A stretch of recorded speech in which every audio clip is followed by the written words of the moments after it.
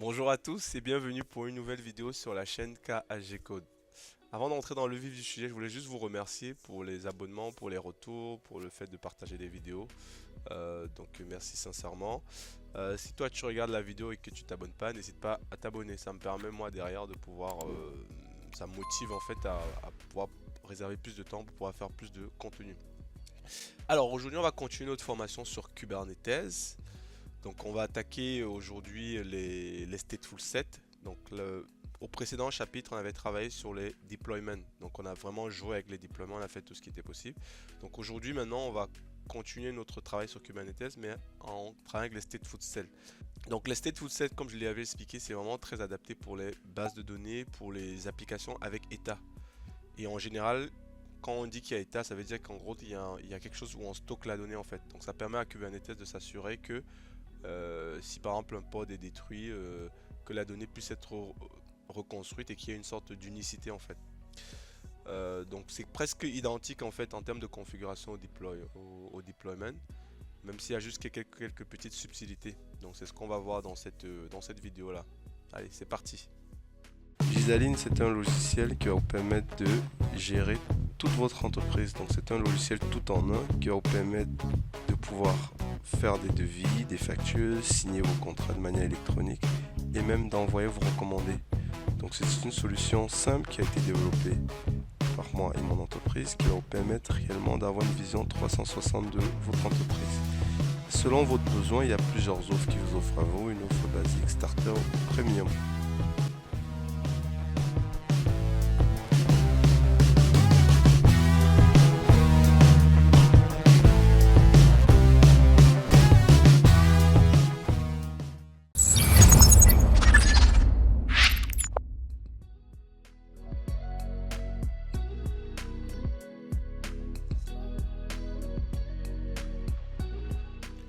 Donc la dernière fois on s'était arrêté sur nos deployments qu'on a fait ça. Donc là on va attaquer le suivant. Donc les stateful set. Donc je vais faire un petit résumé. Attends, je vais remettre comme ça. Hop. Je vais faire un retour arrière en fait où j'expliquais. Voilà, donc on est là, on a fait les stateless enfin on a fait les deployments pour les applications utilisées stateless qui s'adaptent bien aux applications web. Et là on va faire aujourd'hui les stateful set qui est plus adapté aux bases de nos applications état. Euh, donc c'est quoi en fait, pourquoi les le stateful set? C'est quoi concrètement en fait? C'est quoi la spécificité? Donc le stateful set en fait, comme je l'ai dit, ils sont presque identiques au deployment en fait. Ce qui va vraiment changer, c'est le fait que chaque pod a une identité unique. C'est-à-dire que les pods sont, en fait, sont stables. C'est-à-dire quand vous allez supprimer un pod et tout, le nouveau qui va revenir, en fait, il va hériter de la même identité que le précédent. Ce n'est pas le cas avec les deployments. D'ailleurs, vous allez voir tout à l'heure sur les pods et tout que les noms sont restés figés. C'est pas comme avec les deployments où les noms, vous avez un préfixe et ensuite vous avez un nom aléatoire. Sur les stateful set, ce n'est pas le cas en fait. Donc il y a vraiment une sorte d'unicité. Euh, et aussi avec les stateful set, il y a des volumes persistants qui sont associés à des pods spécifiques. On peut aussi le faire avec les deployments. Mais ça permet du coup quand vous associez un volume à un pod, quand un nouveau pod va se créer en fait, il va hériter de ces mêmes données là en fait. Voilà. Et aussi il y a une ordre de mise à jour qui est respecté. Et il y a donc voilà, et il y a aussi tout ce qui est l'arrêt se fait en mode graceful, c'est-à-dire quand Kubernetes veut par exemple arrêter un pod pour créer un nouveau, il va le faire de manière smooth. Je veux dire, ça peut prendre un peu plus de temps, mais il s'assure en fait que voilà que le pod ne soit pas arrêté avec un risque de corrompre les données en fait. Alors qu'avec les deployments, c'est pas le cas. Kubernetes c'est que c'est sans état, donc il peut les détruire rapidement. Donc en général, c'est sur les bases de données en fait. Donc si je reviens à notre schéma ici, donc là, donc on va essayer de déployer un stateful set ici, pardon. Donc si vous voulez, c'est pratiquement identique au deployment. Donc en général, avec un stateful set, vous aurez souvent un volume. La plupart du temps, vous aurez des volumes. Les volumes, en fait, c'est des disques réseau sur lesquels que vous montez en fait sur votre pod pour pouvoir attacher les données en fait, puisque stateful, il veut dire en fait qu'on stocke les données, c'est ce que ça veut dire. Donc il vous faut bien un volume en fait, ce qui n'est pas le cas avec le deployment forcément. Vous pouvez aussi monter des volumes sur les deployments, mais c'est juste que la gestion en interne de Kubernetes sera un peu différente. Un volume que vous allez monter sur un deployment, lorsque vous allez détruire le volume, vous allez perdre les données avec le cas. vous allez perdre les données. Et c'est pas forcément le cas avec le stateful. Le volume qui est monté, lorsque vous allez recréer un nouveau, les données vont continuer à être présentes en fait. Donc c'est pratiquement la même configuration, ouais, c'est pratiquement la même chose. Il y a juste maintenant une notion spécifique qui est rajoutée sur les stateful sets, c'est la notion de service name. Donc le service name en fait c'est un champ, il n'est pas obligatoire mais il est fortement recommandé en fait. Donc c'est vraiment essentiel pour garantir la stabilité des noms de vos pods. Ça va permettre en fait ensuite que les applications, que les pods puissent avoir des noms qui sont qui sont stables, qui sont figés. Voilà, des noms de services qui sont figés. Et c'est aussi utilisé en fait pour la découverte de réseau entre les pods en fait. Voilà, donc il faudra souvent mettre cette propriété-là. Autrement, le reste c'est pas mal. Donc il y a juste l'API qui va changer là. On reste toujours en API version V1, mais par contre le kind, le type, au lieu d'avoir deployment là, comme là, on va juste avoir stateful set. Et le reste, c'est pratiquement la même chose. Donc pareil, on a toujours nos labels qui sont importants. On a toujours nos réplicas sets qui sont là avec le label pour aller matcher. Et on a toujours aussi notre template. Donc vraiment, ce qui change, c'est ça. Et surtout le fait que, en général, sur un stateful set, vous allez monter des volumes. Ça se fait aussi sur les deployments. Bon, voilà. Donc c'est parti. On pourra avoir, je vous ferai après un chapitre sur les volumes spécifiques, mais de manière globale, en fait, là, si je dois vous expliquer le code là, c'est que là, en fait, je crée un disque, le volume claim template là, ça va me créer un disque qui va s'appeler 3W. Voilà, pour chaque réplica, il y aura un disque qui va s'appeler 3W. Et ensuite, ce disque là, il est monté ce disque 3W, il est monté sur le chemin /usr /share /nginx/html. C'est ce que fait ce code-là. Donc on va essayer de reproduire ça, peut-être pas à l'identique. Donc je vous propose de passer à la réalisation technique.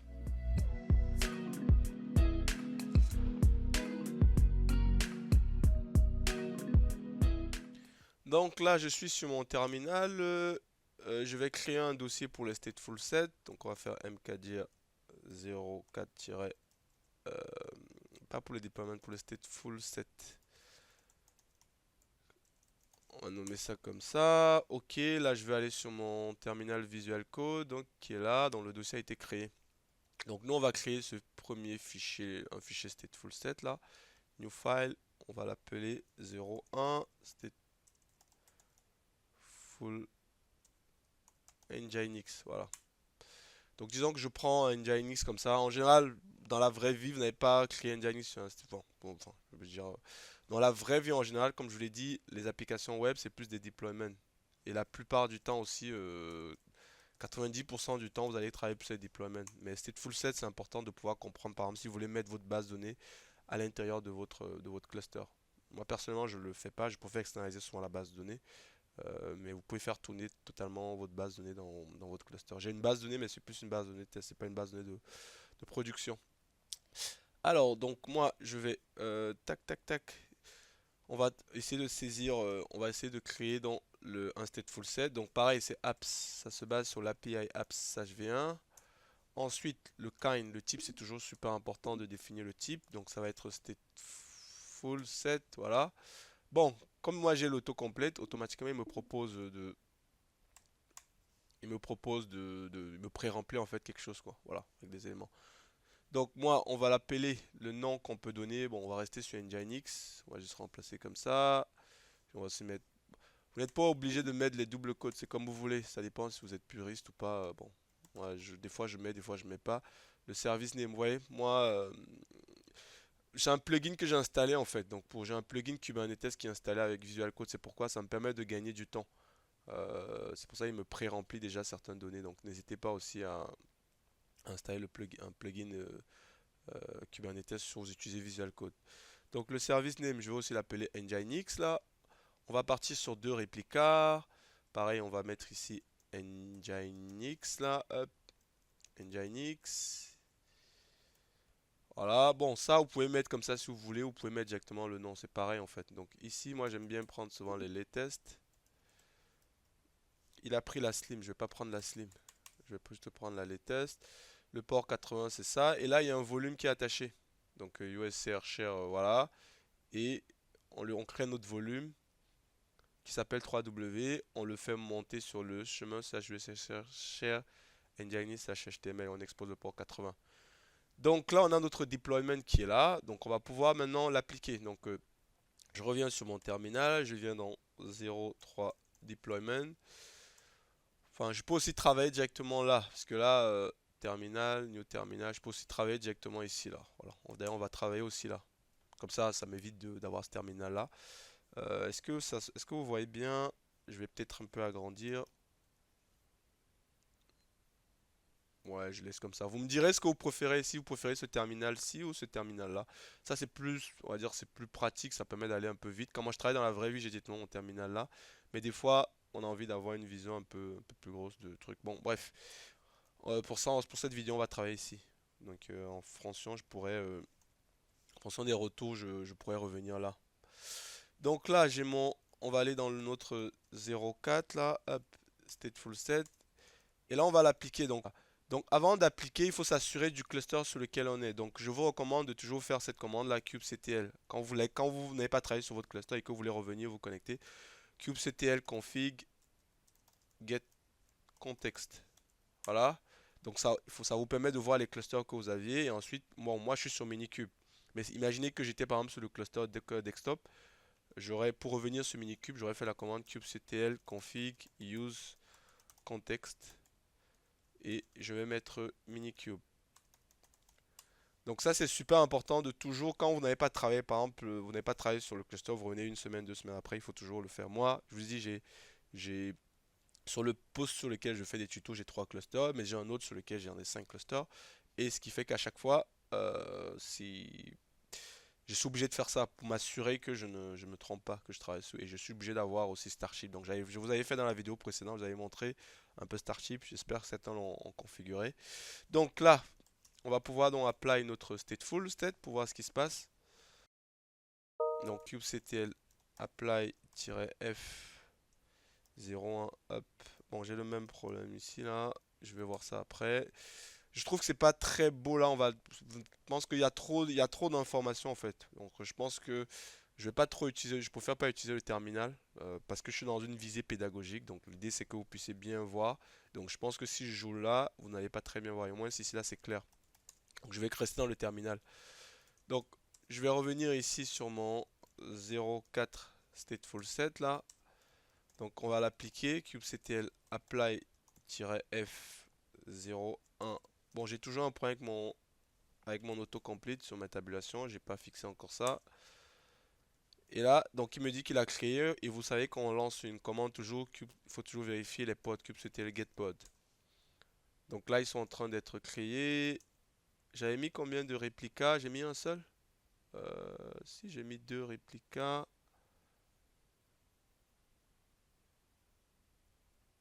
Ah, il est en train de le créer le second.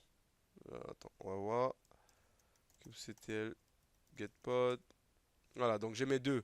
Et vous voyez que ça prend un peu. Et regardez, qu'est-ce que vous constatez par rapport aux noms là. Donc vous voyez que par exemple, avec les stateful set, les noms sont assez prédictibles en fait. Vous voyez, donc il va se baser sur ce nom-là, sur le label que j'ai mis. Et ensuite, il incrémente ça, il met -0, -1.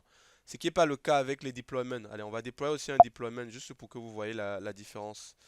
Tac. Je vais revenir sur mon deployment qu'on avait fait. 03-deployment.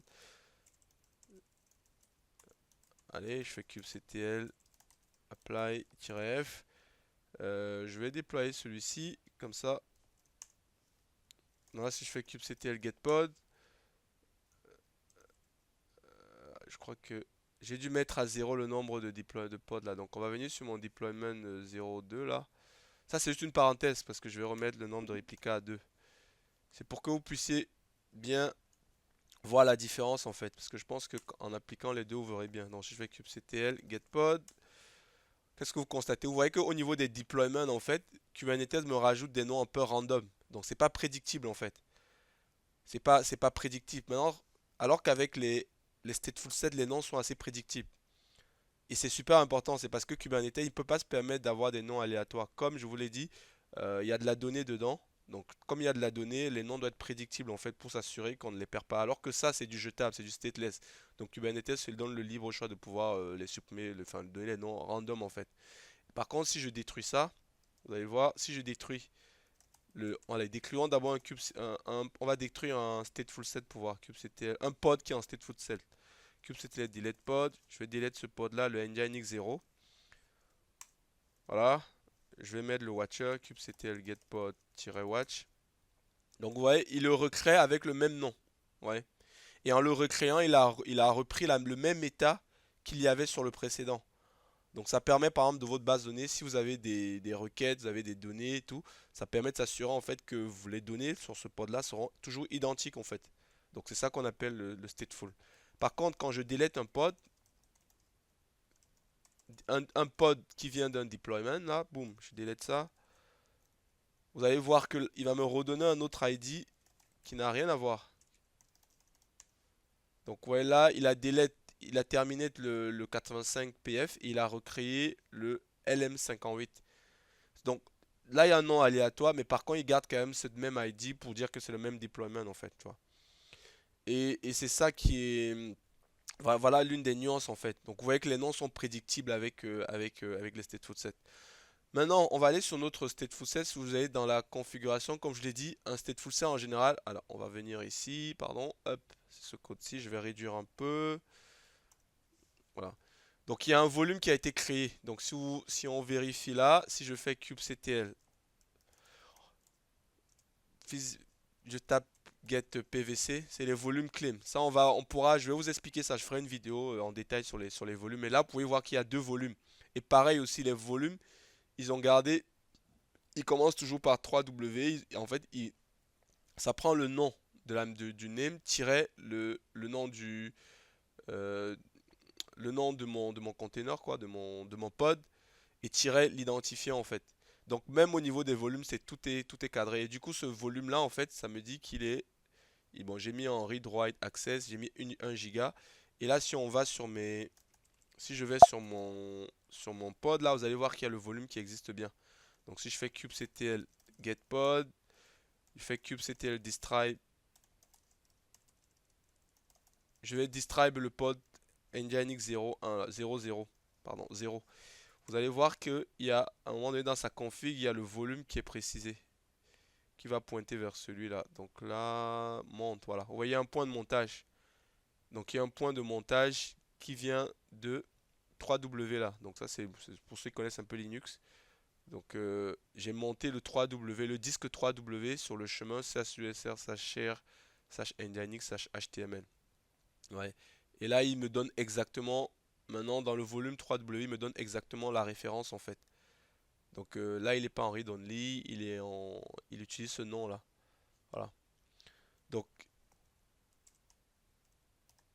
donc là, si je refais kubectl getPod, et ensuite maintenant, c'est les mêmes commandes en fait. Donc là, si je veux voir mes logs de mon Nginx, je fais kubectl logs, je donne mon nom comme ça. Bon, il y a pas de log sur là, mais en tout cas, il m'a pas pris le log parce qu'il y a pas de log en fait. Voilà. Si je veux me connecter sur le pod, c'est la même commande. Je fais kubectl exe-it, je me connecte sur le 00. Je donne la commande bash. Voilà. Et si on va sur mon point de montage là, donc on a dit que le point de montage c'était dans /usr share nginx html cd /usr share nginx html. Voilà.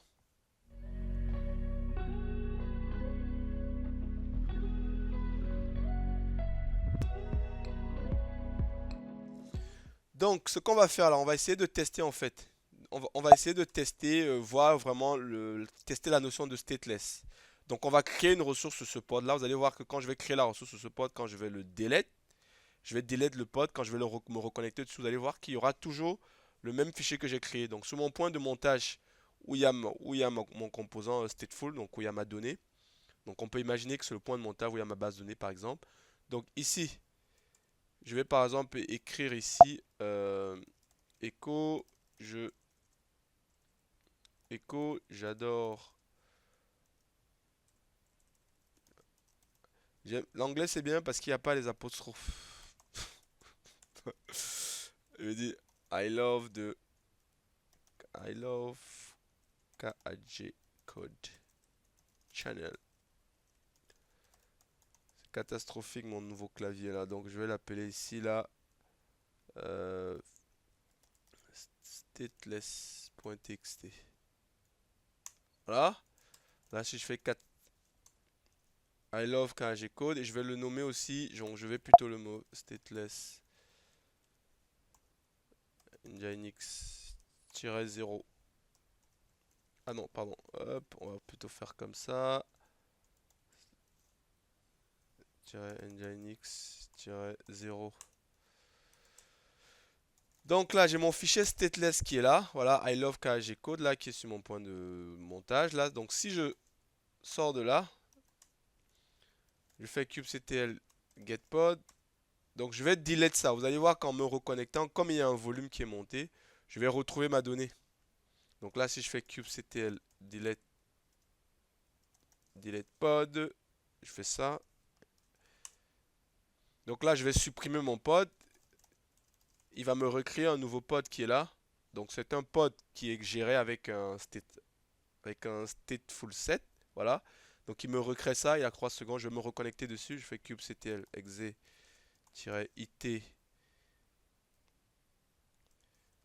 nginx 0. Pareil, je me connecte en bash. Ah, j'ai pas mis le L. Je vais trop vite. Voilà. Et on va repartir dans notre chemin. C'est usr /share /bin. Je sais plus, c'était bin, c'était quoi? Nginx HTML. Et là, vous voyez que j'ai mon fichier qui est là. Donc, vous voyez que Kubernetes a gardé l'état de mon fichier, de mon pod en fait. Donc, euh, donc j'ai beau supprimer le pod en fait, quand je recrée un nouveau qui va arriver, il va garder ma donnée. Donc, imaginez que vous avez que ça c'est le point de montage où il y a votre base de données en fait. Ben, en fait, le fait de pouvoir supprimer des pods et tout, n'allez pas perdre la donnée. Donc il a vraiment conservé l'état. J'ai le même état que précédemment en fait. Euh, et c'est ça l'une des grandes forces du stateful, pardon. J'ai conservé mon état, donc j'ai retrouvé ma donnée.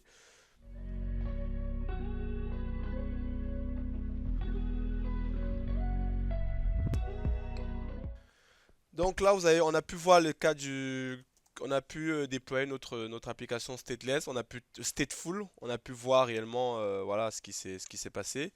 Donc voilà.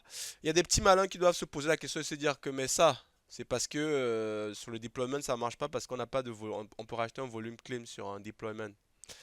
Mais ça c'est pas possible en fait. Donc parce que vous pouvez vous dire très bien que mais en fait ça je peux faire la même config là sur mon pod Nginx, c'est-à-dire ajouter aussi mon deployment, le monter sur mon truc et j'ai la même chose. Non, ça marchera pas parce que cette propriété la volume claim template c'est uniquement pour les applications de type stateful set, pour les workflows de type stateful set.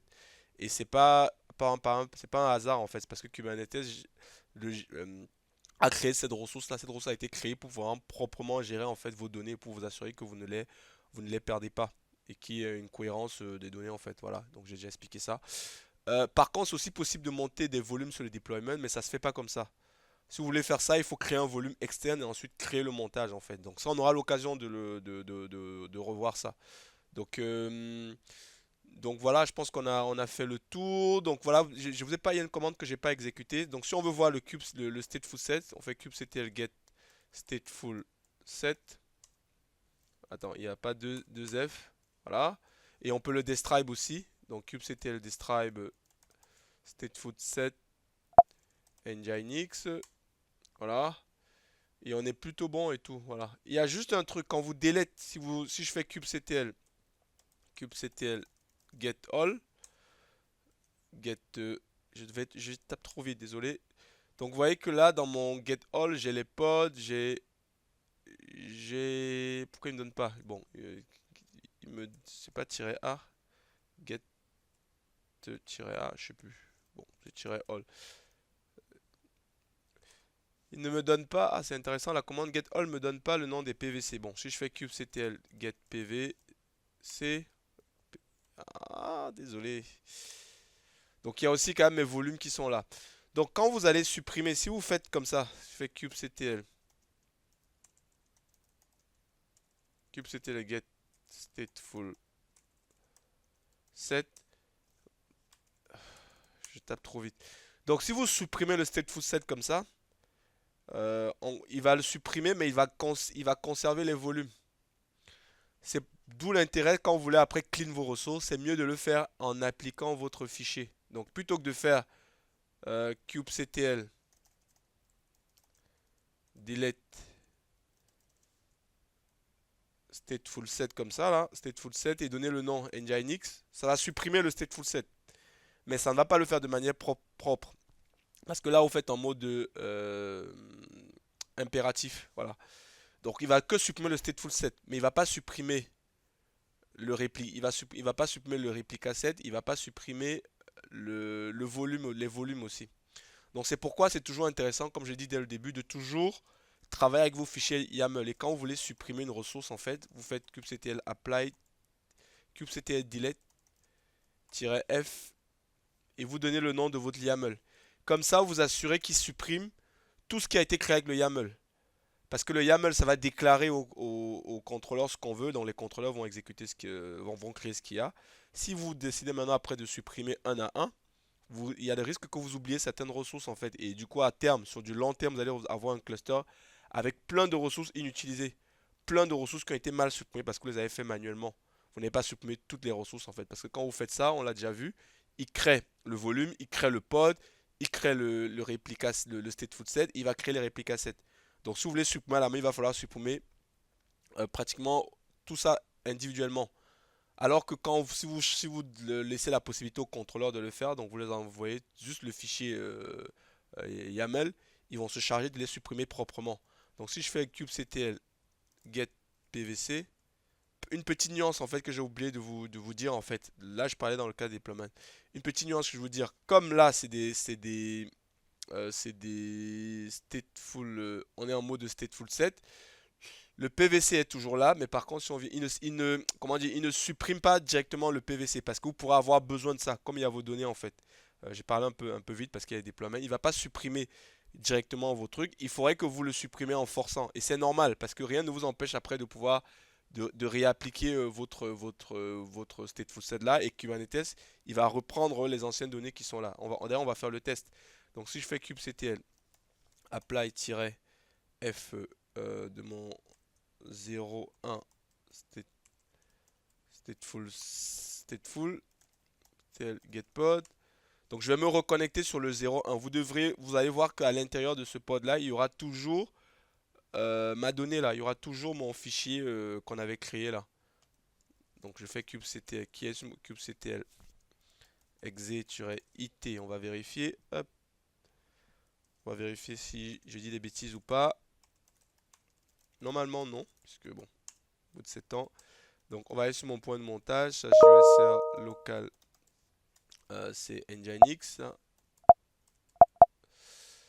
Oh, le point de montage c'est quoi? C'est USR share, pardon. USR share Nginx. C'est des HTML. Tadam! Et voyons, on a tout notre fichier.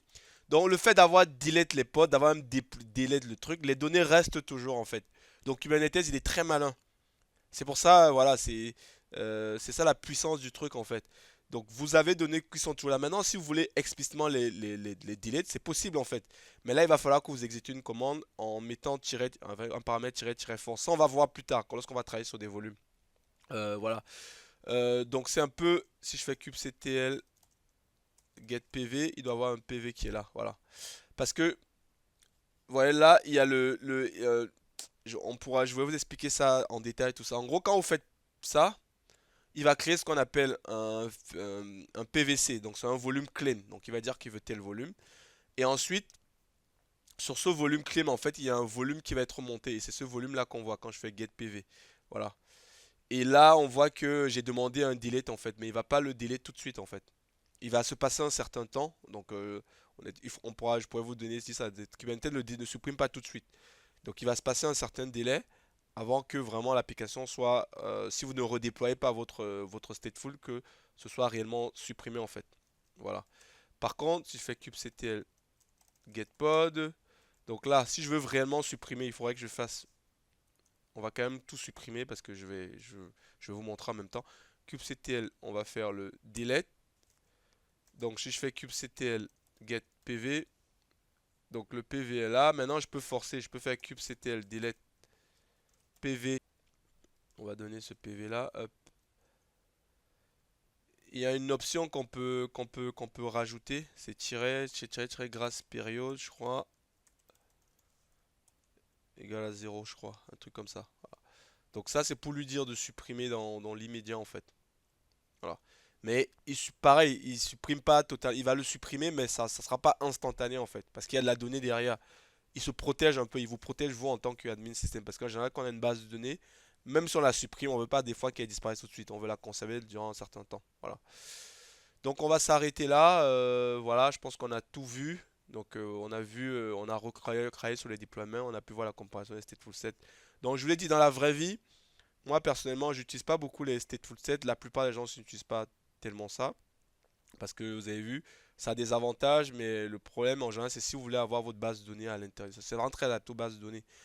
Mais moi, dans mon cas, les bases de données, bon, je préfère pas mettre dans le cluster. Et plus tard, on va voir quand vous allez vous allez travailler sur des Helm charts. C'est des paramètres qu'il faudra bien checker. Sur un Helm chart, vous créez un stateful set ou un deployment et tout ça parce que la gestion n'est pas totalement la même. Donc là, l'idée c'est je vous donne toutes les billes et après vous aurez en fait, quand vous allez travailler sur un environnement ou bien quand vous allez arriver dans une entreprise où on fait du Kubernetes d'une certaine façon, que ce soit avec des stateful set ou avec des deployments, vous serez à l'aise de pouvoir baigner dans cet environnement-là sans problème. Donc on va s'arrêter là pour aujourd'hui.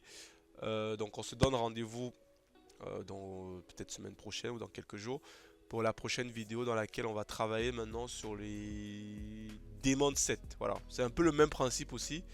Il y a juste quelques petites subtilités et tout. Voilà. Et ensuite ça va être les cron jobs et ensuite on pourra commencer à parler des services, ensuite des volumes. On a commencé déjà à faire des volumes là, mais on pourra entrer dans les détails plus tard. Donc voilà, je termine par là. Donc je termine avec une petite pub. Donc n'hésitez pas à aller jeter un oeil sur le manuel que j'ai rédigé. Ça s'appelle Mastering Kubernetes, qui va vous permettre en fait de pouvoir mieux gérer des erreurs en production. Donc l'idée c'est d'avoir une sorte de canevas et ça va vous donner les billes pour comment est-ce que quand il y a un problème, comment est-ce que je structure ma pensée pour pouvoir identifier ce problème et le corriger en fait. Voilà. Donc aussi n'hésitez pas à vous abonner et à partager les vidéos. Je vous dis à très bientôt pour une prochaine vidéo. Avant de se séparer, n'hésitez pas à aller jeter un oeil sur le livre que j'ai rédigé qui s'appelle Mastering Kubernetes Debugging. Donc c'est un livre que j'ai développé j'ai commencé à écrire ça en début d'année. Donc ça m'a pris 6 mois pour rédiger ce livre là dans lequel j'ai concentré en fait mais 7 années d'expérience à gérer des clusters Kubernetes tout seul, comme je l'ai dit précédemment.